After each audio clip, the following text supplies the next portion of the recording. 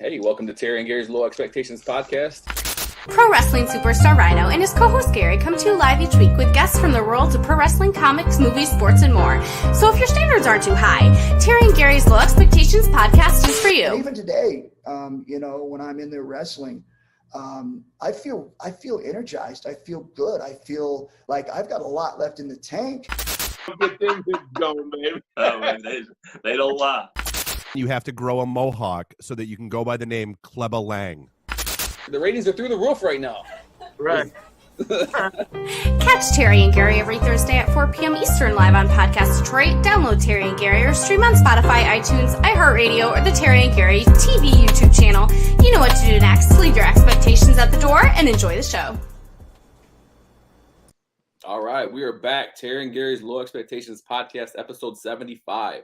And today we are joined by Andrew freaking Romine of the Detroit Tigers, and I guess every other team too, but you're a Tiger to me, so I even busted out the hat. Once a Tiger, always a Tiger, right? That's what they say? That's what they say. It's a pleasure to have you, man. I was actually going to start off the podcast by asking you about, how you like that Arizona weather, but apparently not so much today, huh? Well, no, like I told you, we had a planned trip to come up to Greer, which is a little bit northeast of Phoenix, and we got a snowstorm. So I'm sitting in, see if you guys can see here. I'm sitting in about a foot of snow and not prepared jacket-wise or boot-wise or any of that. So, Well, don't worry. You can wear shorts and sandals out. That's what I do all winter long. oh God, you guys are great. Okay, so my sister moved out to Michigan. She calls herself a Michigangster. So you guys are crazy. And the last thing I want to do is shovel snow out of my driveway to go to work. Right. See, Gary's rich. He has people come over and shovel his driveway before he even gets up. So it's nice and clean. The newspaper's there for him. Yeah, so he pays me to make him Gary's coffee. soft, man. Yeah. Well, let's get into your time with the Tigers. I know you were drafted by the Angels. You played there for I think 3 years or so. I think you were drafted by the Phillies, right? But you chose to stay in school, or? Yeah, so I had pretty much told everybody that if you don't draft me at this place with this amount of money, then I'm going to school. And I threw it up higher because I knew I wanted to go to college, and it was going to cost a lot of money for me to pass up a college education. So I think the Phillies just drafted me and were like, hey, good luck at school. They didn't even really try and negotiate because they knew. And then, so I signed with the Angels in 2007 after my junior year at ASU. Well, what made you decide to go to ASU? Is it Well, my dad went there. Okay, yeah. So Kevin Romine, your dad, correct, from the Boston Red Sox, I believe, for like 8, 9, 10 years, something like that. Yep. So he was there. He's on the wall. He's Hall of Famer there, and I went to take my visit. I kind of knew I wanted to stay on the West Coast a little bit so my parents could drive and see me. I had talked to places like Miami and Texas and stuff, and I was just like, I don't want to be that far. I want my parents to be able to come and check out some games, Right. And then you must have liked it enough to go back home or go back to Arizona after your playing days are done then, huh? Yeah. Well, it also helped that everything was cheaper there. So when you're living on a minor league salary and you're not getting paid during the off season, you got to find somewhere cheap to live. And it was cool. A lot of baseball guys live in Arizona. So during the off season, we would all get together and hit and throw and do all the off season workouts. Nice. Now, do a lot of ball players, not to interrupt, Gary, I know you got some questions, but do a lot of ball players kind of pick a team closer to home so their family can come out and visit and stuff like that, or do a lot of ball players just whatever? As far as professionally, we don't really have a choice. That's just who you get drafted by, who they trade to. We don't get, unless you're like Mookie Betts or Mike Trout, those guys get to pick. If they want to stay somewhere, they stay. If they want to go to a different city, they have that luxury. But that's the 1%ers. The rest, whatever contract offer you get. If you get multiple, if you're lucky enough, you can kind of decide. But most of the time, we're all human beings. It's going to come down to money. If somebody's offering you $100,000 more to go somewhere else, you got to really want to go to that other place to take that pay cut. Right. We got a question already from Patrick Mendez. Actually, he's got several questions. This is not to Andrew, but contract congrats, Ryan, on the tag team title. Actually, Andrew, we run a promotion here in Michigan. It's called the Insane Wrestling Revolution. And Rhino here and his partner Heath Slater just won the tag team titles. I wish your wife was here to talk to us about it, but Right. Yeah, but, We need both of you guys on here. She'd be all about it right now. and apparently everybody's really commenting about how much they love the titles. Well, that didn't help it at all, and Patrick. So let's go to your next question. Andrew, do you pay attention to the contract talks of the current lockout? I was actually going to talk to you about that later, but Patrick brought it up. So what's your thoughts on the whole lockout, looming lockout coming? I get to be a lot more animated now that I'm retired and have no more investment. Let her rip. I think people need to get this crap figured out, because not, waiting until now to sit down every day, that's too long. There's no reason that these everyday meetings couldn't have happened a month or two ago and get everything set up. It seems kind of childish to me when adults can't get together and do business and figure things out, because in the end, it's a business, Right. It's great when people want to talk about how it's all about baseball and they love baseball. That's cool. We all love baseball, but in the end, people have to make their money. They have to pay their bills, and the owners aren't going to take pay cuts and the players aren't going to take pay cuts. And when it comes down to the bottom line, one side's going to have to give on something, and then the other side's going to have to give on something else. So I'm not following like really, really in depth right now, but I see a lot of the stuff that's coming out about what they're talking, because they leak what they want to leak. Right. We shouldn't be hearing about any of this. That's logistically, you're not supposed to be talking. MLB shouldn't be talking about it, what happens in the meetings, but it gets leaked. People hear it, you always find out from ESPN or somebody. And I think that, I think that something will get figured out here soon. I don't think that anybody wants to miss games or push back the start of the regular season, but there's a lot of posturing going on. Yeah, and I think in the long run, it hurts the fans. I mean, it hurts the fan base. You're going to have people, they're going to be upset. But in the long run, it's like you said, it's a business. It's a kid's game, but it's big boy business. It's an adult business. Yeah, there's a lot of money involved in every sport when you're at the highest level. Right. So for everybody just to say, "Oh, come on, let's just play," it's not that easy. There's absolutely, and everybody wants to. The players want to play, and the owners want to put games on, and that's what everybody wants to do. But when you can't agree on stuff that's kind of important when it comes to contractual things, then you got to sit down and figure it out. And personally, I just think that they've waited too long to sit down every day and try and figure it out. And that's an ongoing theme with it seems like any contract talks. Because you said about the leaks and stuff. I've been in the UAW for 26 years, and you always find the information quicker on the newspapers and the websites than you do from your union officials or from the company or something like that. So yeah, I totally understand that. Yeah. Oh, yep. Patrick Mendez, and also another Ford worker, leaks during contract talks. We know a lot about that. So not on the scale of you, but yeah, same thing. All of our stuff gets leaked. We find out what our profit sharing is going to be in the news, before they tell us, and we find out how much we make an hour in the news. So it's always fun. Terry, what about you? Oh, what about your contract talks? We just. I was waiting till you started to get a drink, and I was asking you a question. It's the Wild West, man. The wrestling business.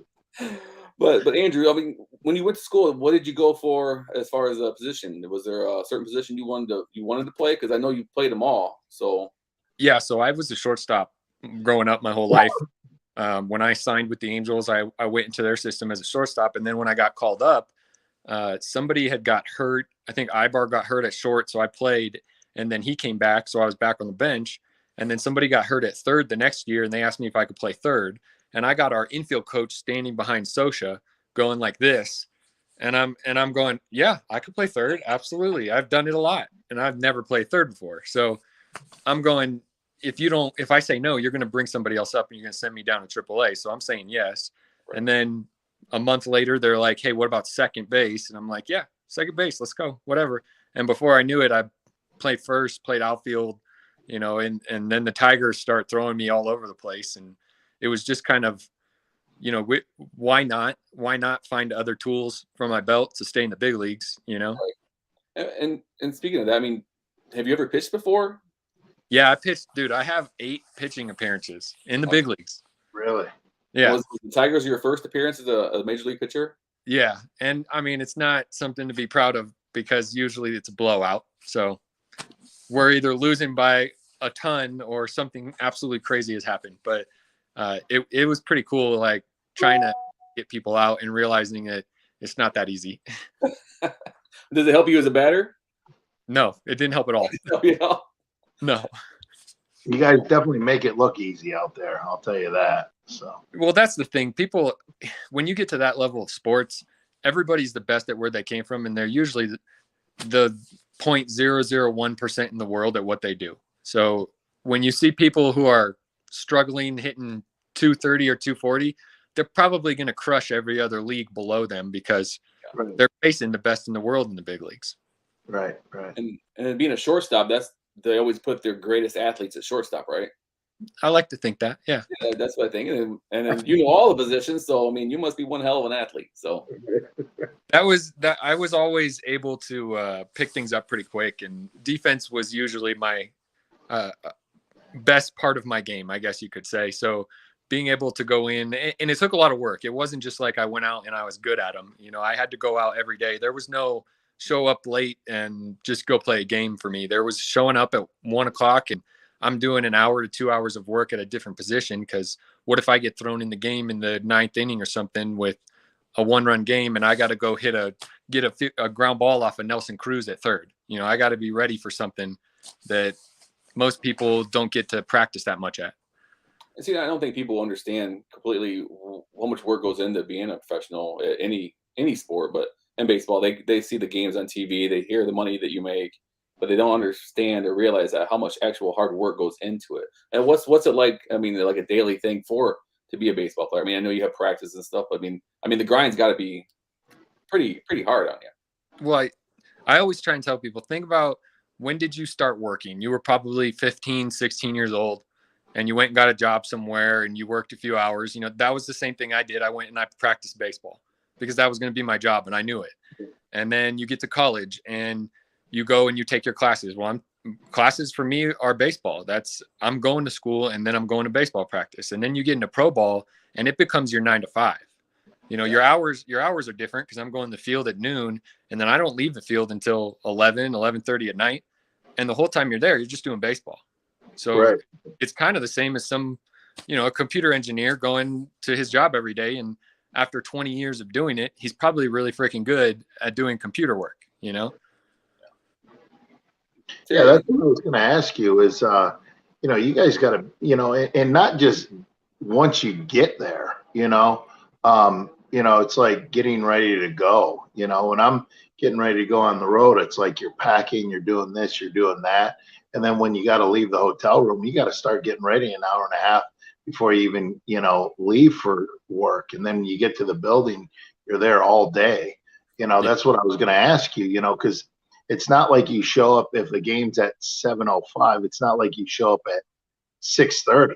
I was going to ask you what time you guys got there, and you guys don't leave until late too. And that's what? How many games a season? 162 games. It's spread out over about 6-7 months, and then you got spring training, which is another month. So hypothetically, you're playing 8 months of baseball. And plus getting ready, and it's not like you can't do nothing during the off season. You rest up a little bit, but training, and probably most guys are. I mean, it gets earlier all the time. Guys just don't like. I talked to my dad. He played 82 to 92, and he was saying you use spring training to get ready for the season.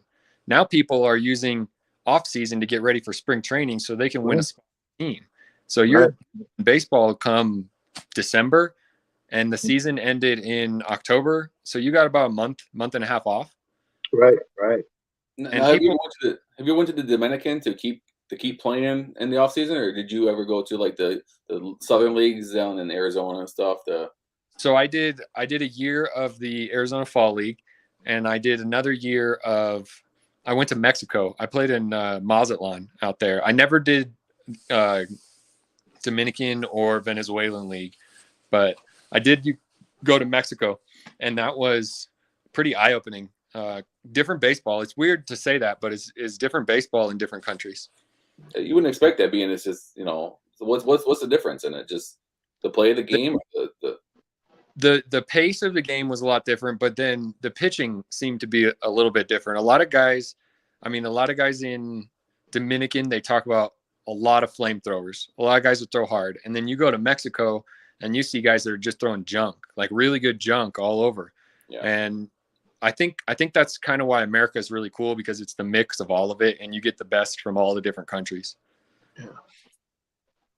And we got a question from Patrick again. What is your favorite team to play against, Andrew? Did you have a favorite team that you like to play against? Or do you have one team that you always just felt like you just got their number and you just played well, or a stadium? Well, there's different answers for all those. So my favorite team to play against was always my brother's team. So whatever team he was on, and most of those years he was with the Yankees. So it was always fun there. But my favorite place to play, Boston, was crazy. And they're mean and they are brutal. They will let you know and they won't hold it back. And I'm sure a lot of people feel that way coming into Detroit too. Yeah. So I never really had that, because I played most of my career in Detroit. So when I did come back after I left, they were always really nice and really cool to me. You know, the whole once you're a Tiger, you're always a Tiger thing. So right. I didn't really get that, like, we hate you, you're on the other team kind of thing. You weren't a lead pitcher though. So yeah. Boston was always just very unique for me. The history's there, the same stadium that Babe Ruth played in and Ted Williams. Like, it's just kind of that historic feeling. Right. Same thing with maybe like a Yankee Stadium. I played at the new one. I never played at the old one. Okay. Yeah, but the Twins, for some reason, I always crushed the Twins. So yeah, it's weird that every player I've ever talked to, or they've always had one team that they've done well against. They don't understand why. They don't know why. There's always different pitchers or different, you know. Well, might be that their department, when they do their scouting for the team that they're going to play, their scouting on me probably wasn't accurate. Maybe, I'm not sure. And the way that they talked about, because they have pitcher meetings at the start of every series. So the first day that you fly in, you go to the field, the pitchers sit down, they have a meeting, they go over every hitter on their roster that they're going to face, and then they talk about how they're going to pitch them as a team. So maybe they just didn't have the right meeting. I don't know. That's when you need to find out who the guy is in charge of scouting you and get him hired at every team you play. Exactly.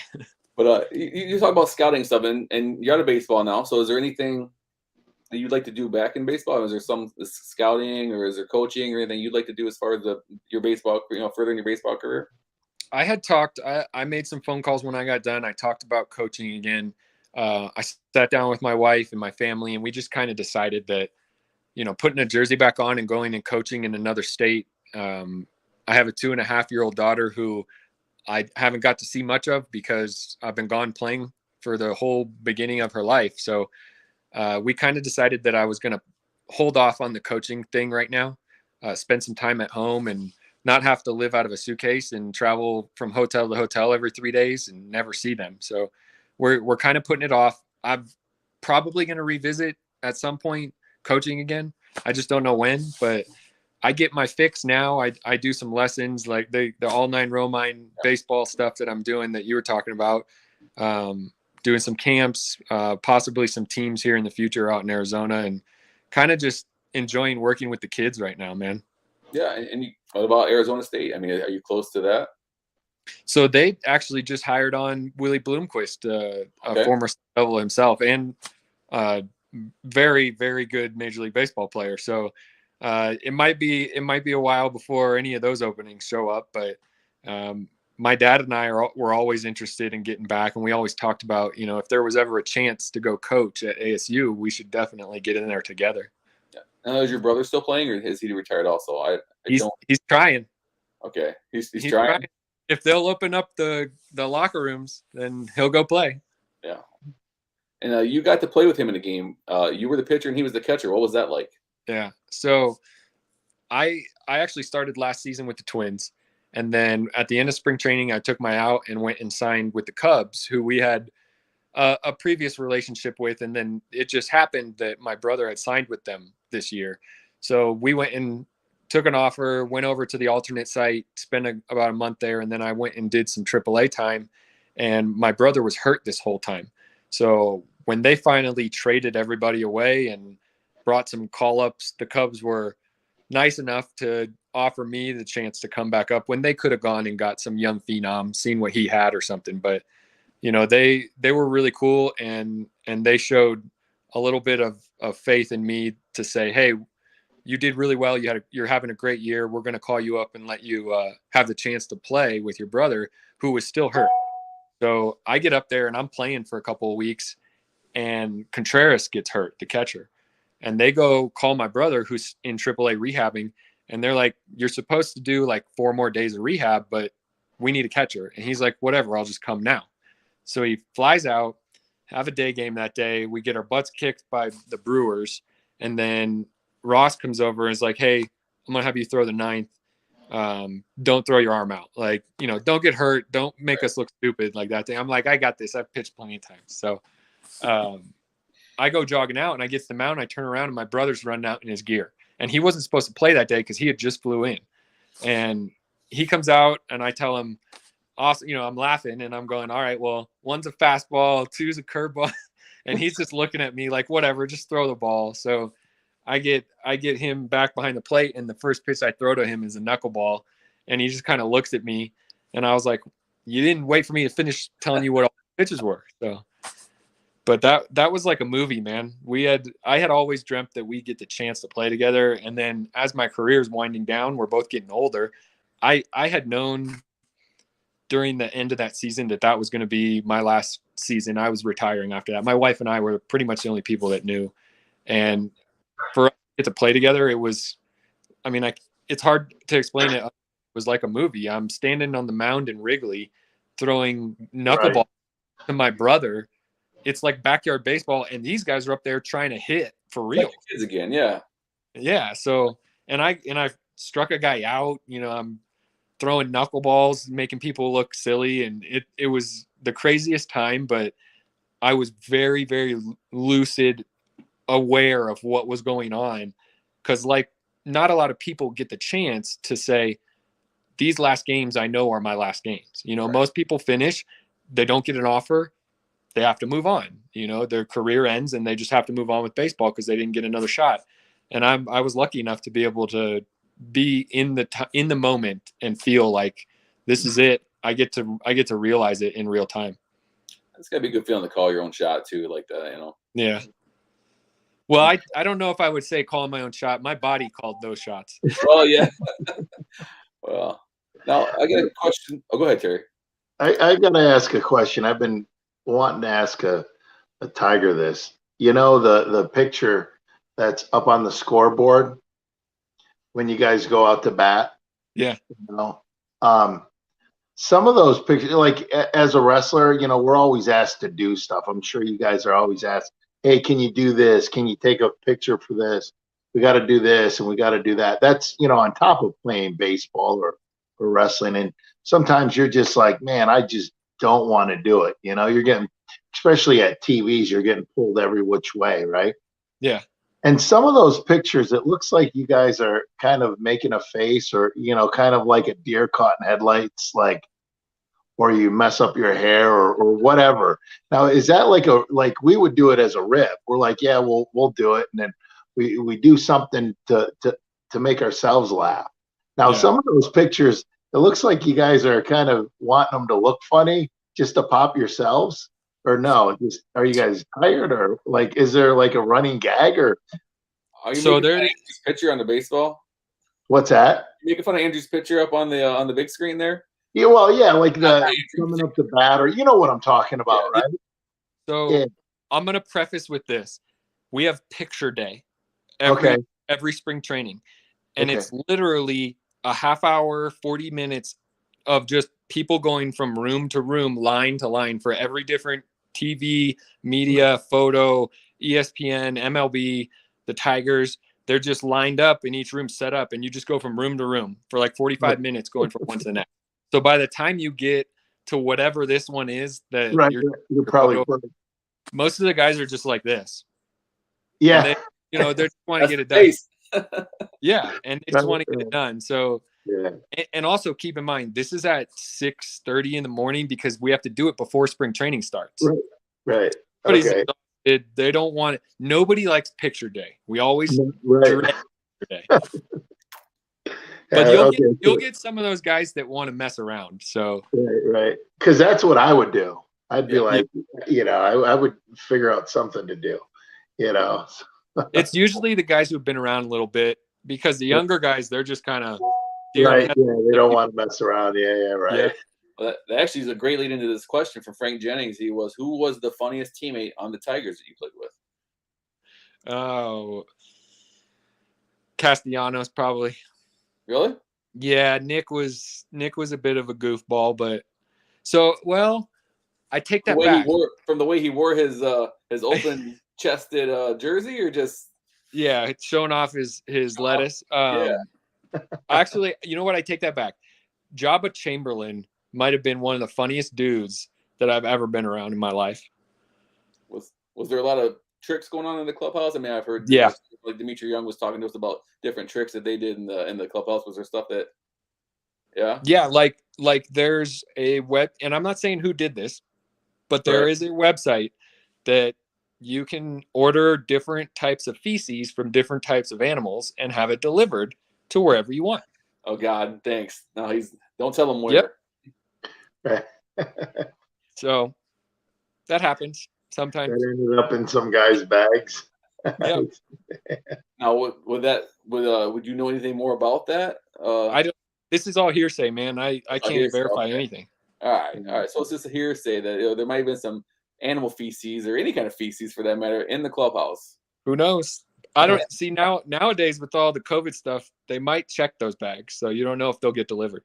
Who's that person that gets to check that bag? Andrew's bag. Oh yeah. We got another question from Brad Rasky. Would Andrew say that Jim? I can't pronounce. Jim Schmacko is the hardest worker in the Tigers organization. Schmake was the clubhouse manager. That guy he never freaking slept. And if he did sleep, he probably slept on the couch in his clubhouse. I'm not joking, man. Those guys, when we're at home and they're doing stuff at the clubhouse, they're usually up until all hours of night because they can't get stuff done until we're done. So we're done at 11:30, 12. Some guys hang out, take a long time, and then they can start real work and like get crap done. And then we got to be back at the field the next morning. Those clubhouse workers, man, they get the short end of the stick and people don't realize it. Brad coming up with the clubhouse question. That was a good question, Brad. I would have never thought to ask that. We got another one from Brad. Looks like, hey, is seriously the greatest? Oh, he's seriously the greatest guy and always working out. So Brad must know him. I would assume so, Brad Raska. Brad. Hey, Brad. Oh yeah, the same last name. No.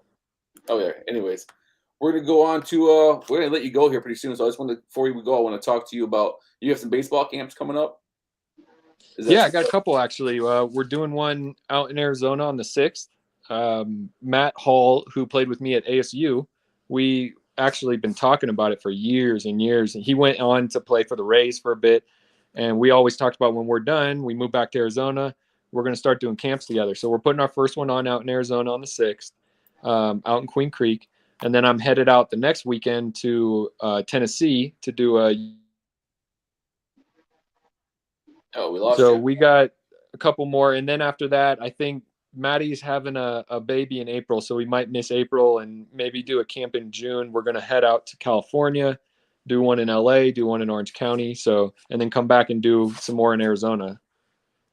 Well, speaking of the camps and being that you played every position, and is that something that you could recommend young players to do? I mean, is to learn more, more positions to maybe make themselves more desirable to colleges or the pros, or just lie and say, yes, I played that position when they get asked. Oh, I think we lost Andrew. Oh, there he is. Can you hear me? Yeah. Did you hear the question? Dang it, I can't hear you guys. Uh-oh. I knew this was going to happen. Hey, that's okay. The snow. We'll let you go, okay? So, Andrew Romine, Detroit Tigers. Let me see if I can connect to the internet real quick. All right, we'll hold on for him. Hey, let's ask if what's his favorite baseball movie? All right. Yeah, that, and then what do you think he'll say? Field of Dreams. The rookie. Yeah, Field of Dreams. League of Their Own. I don't know. I don't know 3 baseball movies. That's another good one. Oh, here we go. Can you hear us? Can you hear us? We'll see if he jumps. Mark says The Sandlot. Oh, you there? Can you hear The us? video's working, but I'm getting no audio. Oh, okay. shit. Well, I'll write goodbye. Say Goodbye. thank you. We're gonna have to type it in. Right. I can see you guys know what I'm saying, by the way, as you're nodding. You can hear me? Yeah. Yeah, great. Awesome. Anybody know sign language? Gary does. I do. I know one. I know one sign language. Right. Well, I figure you're probably gonna kick me off now. So we're gonna say goodbye. Thank you. Thank you so much, Andrew. Thank you so much. Andrew. We'll see if I can get on again when I'm not stuck in the mountains. Sounds awesome. good. For sure. All right, guys. I apologize for the internet, but it was good talking to you. No, Thank you. Very good talking. All right. We'll talk soon. Andrew Romine of the Detroit Tigers. He's in the mountains right now. It was a great having him on. Such a good guy. He's got so much. Tell him next time we're gonna have to him and his wife, and we'll talk baseball and wrestling. Right. Yeah, afterwards you message. Yeah, because I wanted to ask him about his like in baseball, like his like is there a like for me, my moment in wrestling when I was watching it as a kid, and a lot of people our generation, I think they can refer to Andre the Giant and Hulk Hogan. Yeah. And the body slam, is there a moment like with baseball players, like when Kirk Gibson, hit the home run, in the '84 World Series, or, I mean, that's like for Tigers, our generation, Tiger fans, but is there a moment in baseball, like for baseball players? So we'll get him back on. We'll get him back on again, maybe when the baseball season starts. But he's a great guy. So, and he's got a lot of stuff going on right now with his camps that he's doing. He's got a podcast he does. He has his dad that comes on with him and other famous, baseball players. Mark put Sandlot. Yeah, Mark put Sandlot. He thought that's what's going to be his answer. And Patrick Mendez said, Gary better be careful of any packages delivered now that Rhyno knows about that website. Gary's always careful of any packages that Rhyno Just so you know, Patrick, in wrestling, we don't order anything. We just do it ourselves. Right in the bag, so don't get any heat. Scarier. Andrew was great. We'll have him back on again. Brad said, "Thank you, Andrew." Devin, thanks, Devin. It was a fun show. Hey, Don Paulette was watching today. Great guy. She must be talking about Terry. Yeah, she is. One of the tag team champions. And let's not bring up Hogan again. LOL. What you got against Hogan, Patrick? Yeah, Patrick. So all right, let's so the February 20. Oh, March 24th. Yeah, but our last show. So February 17th. Yes, February 17th was a big success. Glad everybody came out to see. Had a lot of great matches. Yeah. The heavyweight champion, world heavyweight champion. Slater and I are the first ever tag team champions. We're going against the Game Changers next month. And then Connor is wrestling Mike Bennett with Maria Kanellis in his corner from Ring of Honor, WWE, now currently in the invading Impact, I believe. So yes. And Mark said, by the way, Rhyno, congrats on the titles last Thursday. Yes. Thank you. I appreciate it. Champion. Yes. But it was a great event. Snowstorm, freezing rain. Yeah. And we still had great crowd. Yeah, packed. Yeah. Packed house. Was a fun show. I can't wait for next show. Patrick said, good job adjusting the card due to the weather. Card, like any event, cards are always subject to change. And I think the people that showed up that wrestled, they did an amazing amazing job, put on one hell of an event. So yeah, we only had a couple people. Yeah. Just a couple. But anyways, yeah. Yes. So yeah, we're looking forward to March 24th, Thursday. Right. How are we looking on tickets? Our front and second and third in general? Front row's been gone, I think maybe 15 minutes after we put them up. Right. Second row, we had like one left, and I think it just went. Second row's, I think, almost gone. There might be a handful of second row available if you guys want to get on there and get them. It's www.purplepass.com/IWR10. And then we have some third row and general admission available. And of course, we always have general admission available at the door. So bring your cash if you come out there and get to the show. It's going to be a great show. Like I said, Rhyno and Heath are defending their titles.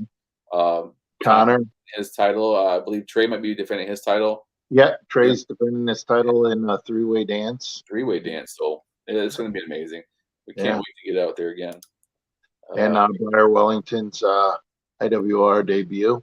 Yep. So they'll be going against Trey. And I was very impressed with the other guy in the match too. Was it Jason Hodge? Yeah, he's very very good wrestler. IWR fans, simply the best. That's right, Brad. Simply the best. Matt Crawford, Don and the crew for all the hard work. That's right. We can't forget about all the people that work the shows. We have a lot of family members up front. Dawn, my sister, Crystal, Jimmy. We got the guys from the FOP hall working. We got Rita running around like crazy. So all these guys do a wonderful job. And you know, from Brad doing the videos and Nathan and you know, photographer Brian, Nate Thompson video doing the videos. Yep. Joe Brony doing commentary. It's just so many people go into making the event what it is, and yeah, for sure. And you know, and that's the thing. You know, as things, you know, it's great because when a monkey wrench was thrown in it, like the weather and some people not being able to make it, you know, because they weren't able to leave a little earlier because you know work commitments and stuff. So everybody came together and everything was flawless. You know, so. Made some adjustments and changes, and you know, and it seemed to be pretty flawless. And we got real close to our curfew. I think we were done at 9:10. Yeah. So our curfew is usually 9 o'clock, but so for that building, but yeah. So how did you pull Mike Bennett and Maria for March 24th? Well, Mark, IWR is in high demand. We're the hottest independent pro wrestling outfit out there right now, I'd say, anyways. So. Lots of great stuff going on. Hey, Terry, do you plan on any shows at the Boatyard this year? I get asked that a lot if we're going to do any shows out there. Yeah, you know what?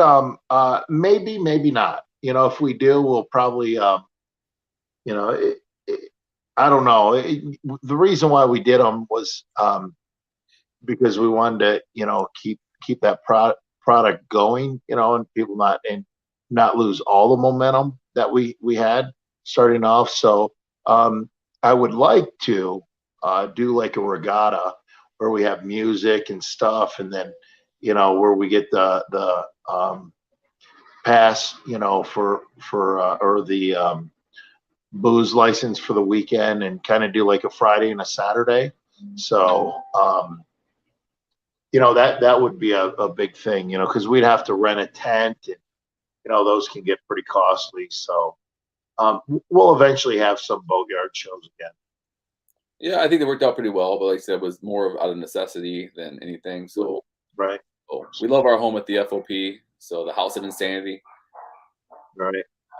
Right. Does that mean we will see Wyndham Rotunda soon? Who knows? If you've been following the last 10 events, you never know who's going to be at an IWR event. So as long as Nate Bach gets thrown in the water again, I will be all down for another Boatyard show. You and me both, Patrick. That was one of the highlights of my entire year. Right. I was watching the Game Changer, Nate Bach. Right. Get thrown in the water. Speaking of the water's up high. Oh, man. So I'm looking out my back window. You look nervous. Yeah. No, not too nervous. We do have 4 boats still in the water. They winter store in the water. I put bubblers out and stuff. So we'll probably wrap this up. We hopefully back next week. I don't know if we're gonna be back next week or not. But Well, let you guys know, we appreciate you guys tuning in. Make sure you download the podcast on iTunes, iHeartRadio, Spotify, Chrome, or Castbox, and everywhere you get your podcast. As for me and Terry, we are going to be out of here. Got some wrestling stuff to figure out here pretty soon, and we will talk to you guys later. Peace. Oh, and a gun show. Oh, half a gun. Let me get this. There you go. Gotta get the full gun in there. Oh. You gotta get your gun show. The other way. I'm supposed to go towards you. Yeah. No, you're right. Come on, man. All right, I'll talk to you later. All right. Hey, good job seeing you guys again. We will see you again next week. And thanks again to our guest, Andrew Romine. Talk to you guys soon.